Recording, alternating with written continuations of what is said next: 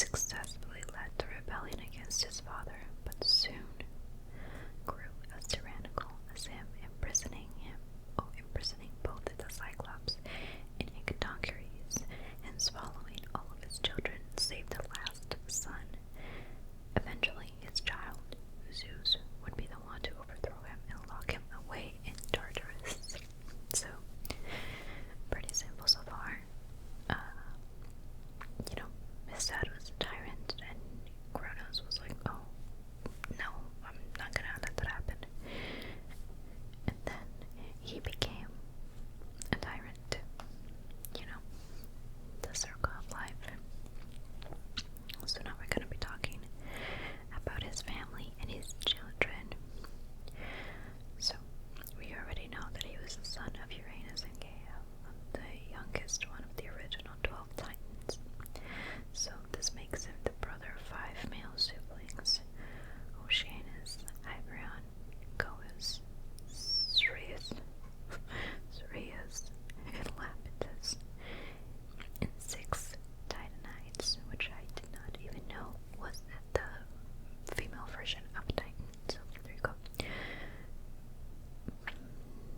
All these names are so complicated. This is a great video for me to film. Mnemosyne, Thetis, Thea, Phoebe, Themis, and Rhea. Rhea is such a pretty name, by the way. What in the world? With whom he fathered 6 children. Oh, I forgot. There's a lot of that in Greek mythology. Hestia, Demeter, Hera, Hades, Poseidon, and Zeus. So, we're just gonna go a little bit into detail about each of his children. And by the way, I will be linking the source of where this came from in the description. So, in case you're interested in seeing, they have pretty much every single god, goddess, titan, and other creatures of mythology that you might want to hear about. And they also have like stories, like the Hercules story and all that. So it's really cool. So Chiron, according to an isolated tale, Cronus was also the father of the centaur Chiron, who he begot after transforming himself into a mare to mislead the jealous Rhea and secretly mating with Philia, the daughter of Oceanus. Okay. So it's kind of like, well, is he or is he not? I had never heard that before. I never thought that Chiron was a son of Zeus, actually. So I'm assuming it's just one of those things where it's like, is that true? Is it not true? We'll never know. His betrayal, because his name was often confused with the Greek word for time, Chronos. They're different. Chronos was often depicted as All-Father Time, with whom, conveniently, he did share a few characteristics: mercilessness, a beard, and a scythe. In fact,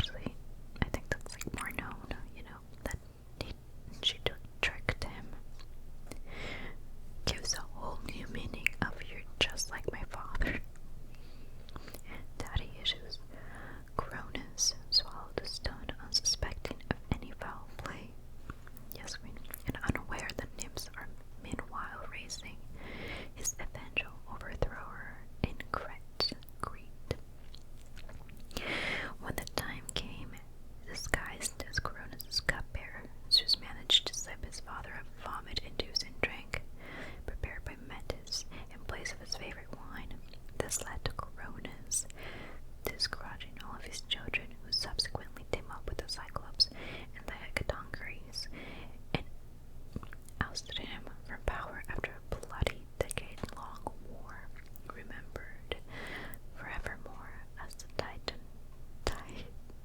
Titanomachy.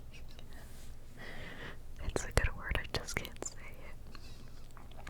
Cronus' ultimate destiny. Deposed from the throne, Cronus either escaped to Latium, modern Lazio, or was imprisoned in Tartarus with the rest of the Titans. Wait, what? Either way, he seemed to have reverted to his good old ways since, in time, he was promoted to be the ruler of the islands of the blessed. A heaven-like utopia where the souls of only the greatest heroes lived after their earthly deaths. Why? Why? He did not deserve that.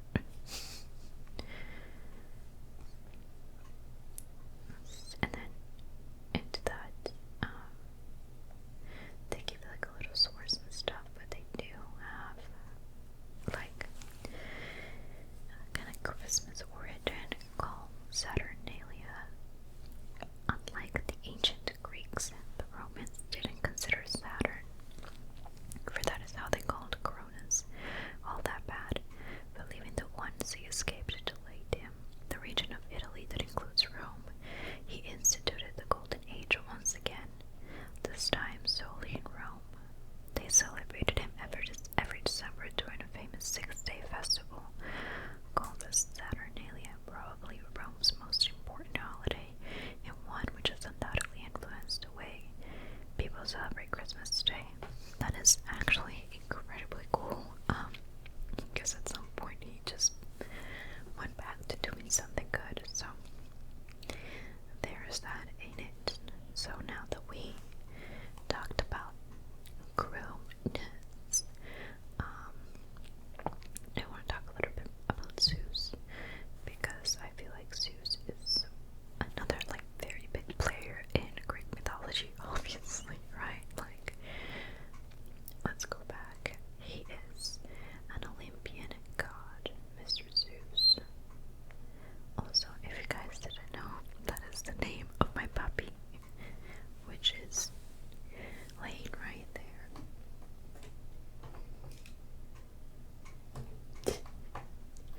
Look at the little fishes.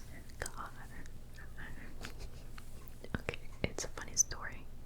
Little boss.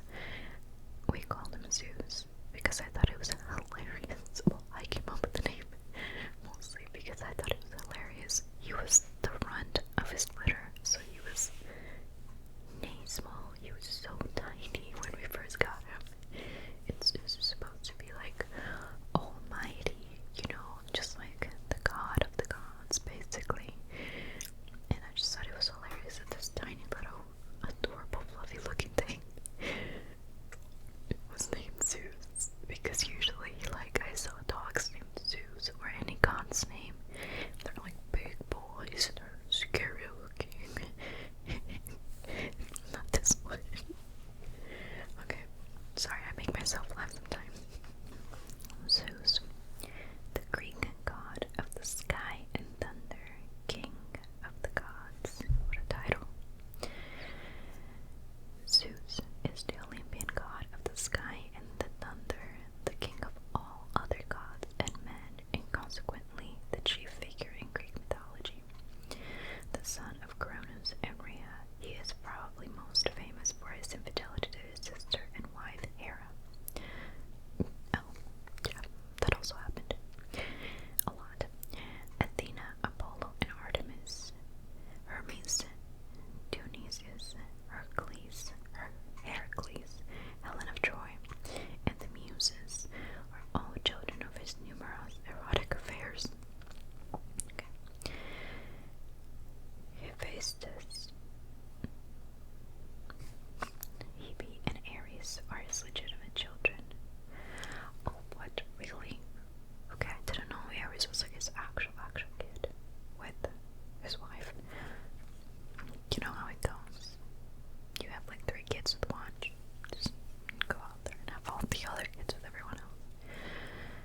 So, we're jumping into Zeus's role. I mean,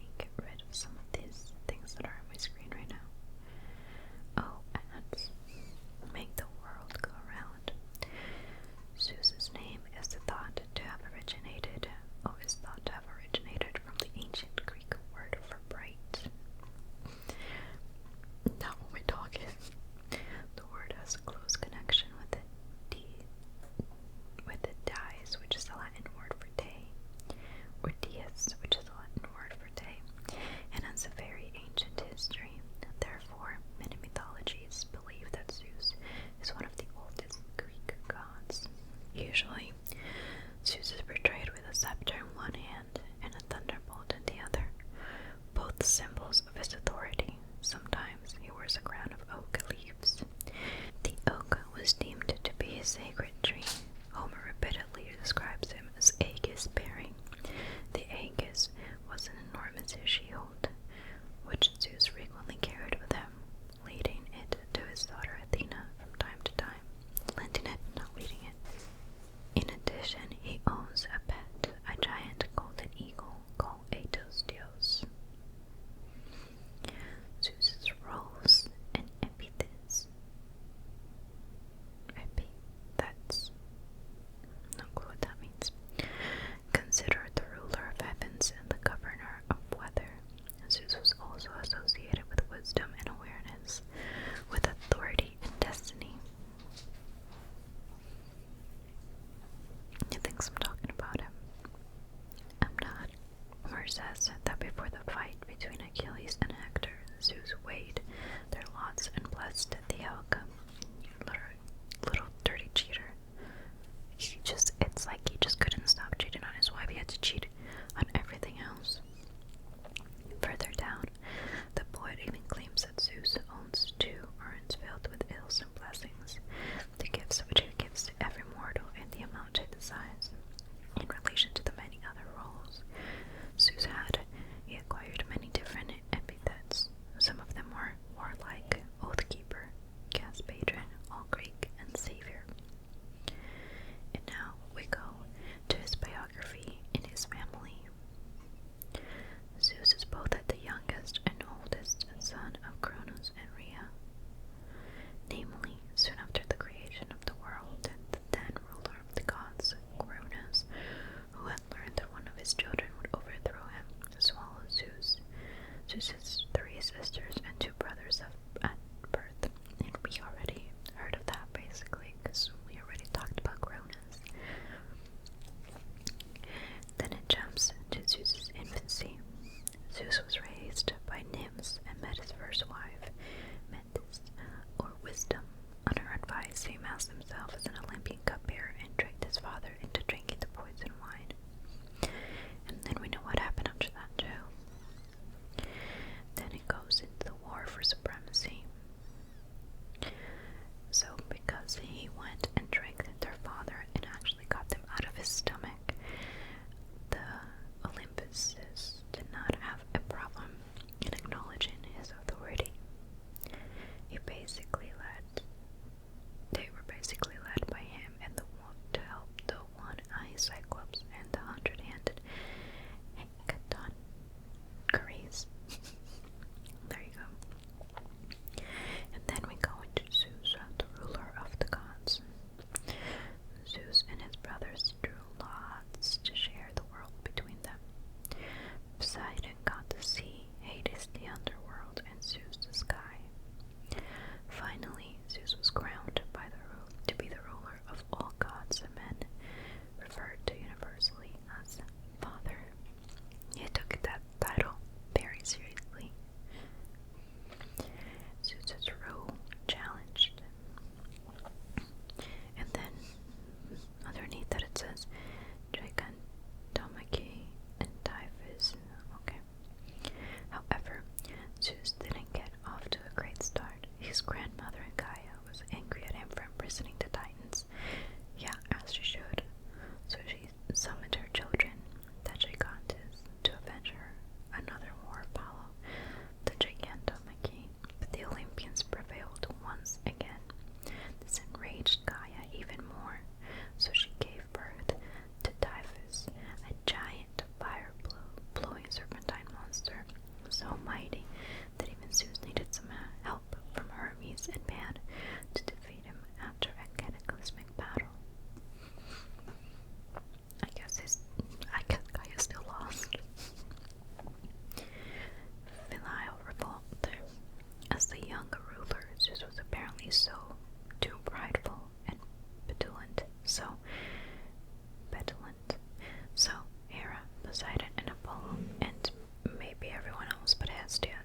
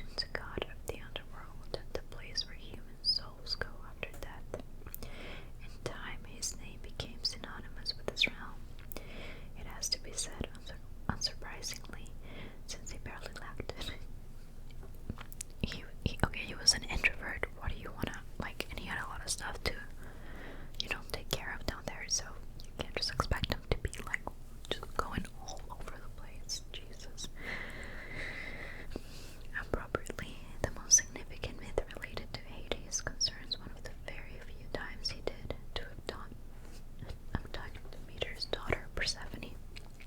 I gotta say, I like this story where they both fall in love for real scenes. She doesn't hate him. Hades' name. Hades means the unseen one, a suitable name since Hades is the ruler of the invisible world. However, the ancient Greeks rarely used his name, just like Christians rarely used the word hell during the Middle Ages. So, since minerals and precious metals are found underground, they often refer to Hades euphemistically as Pluton, namely the wealth giver. Unsurprisingly, Hades' Roman equivalent is called Pluto as well. Okay. His betrayal. As the ruler of the dead, Hades was a grim and ghastly figure, inspiring awe and terror in everybody. Consequently, he was rarely depicted in art. When he was most commonly portrayed with a beard and a solemn and mournful look. He frequently wears a helmet named the Helm of Darkness or the Cap of Invisibility. And then he has his little puppy, Cerberus. The three-headed dog which guarded the entrance to the underworld is usually beside him. Every so often he carries a scepter or holds the key to his kingdom. At a later stage, he became associated with his weapon of choice, the bidet, a two-pronged fork modeled after Poseidon's trident. As Pluton, he was sometimes shown with a cornucopia, the horn of plenty. I gotta tell you, I don't think Hades is so bad as everybody makes him seem.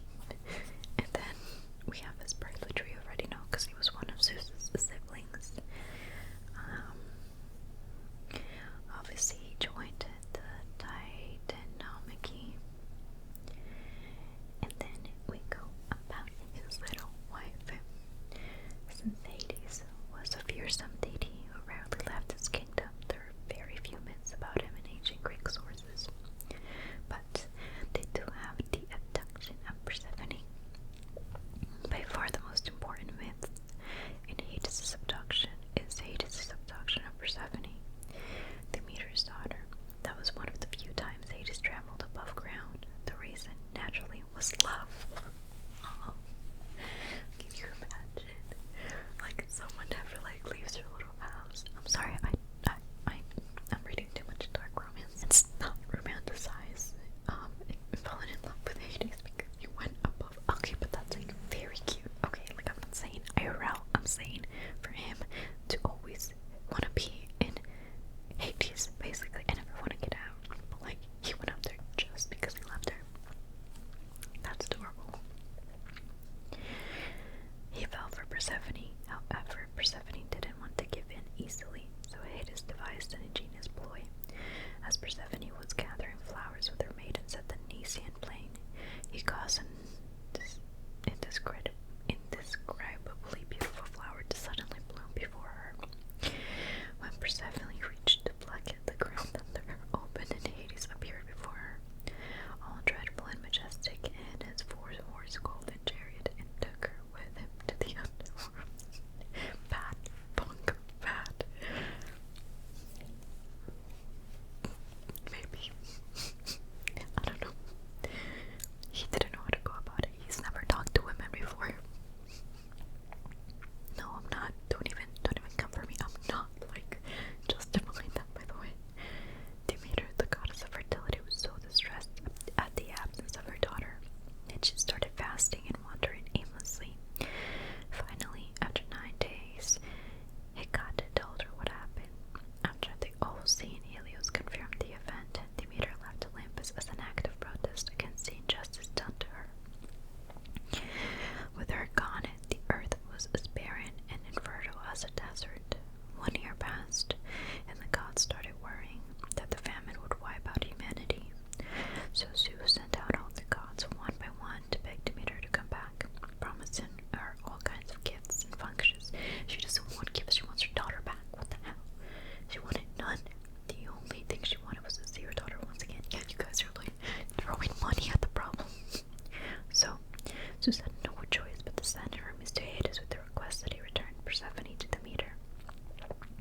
He complied, but only after making Persephone eat 1 pomegranate seed before leaving. This ensured that she would be remained to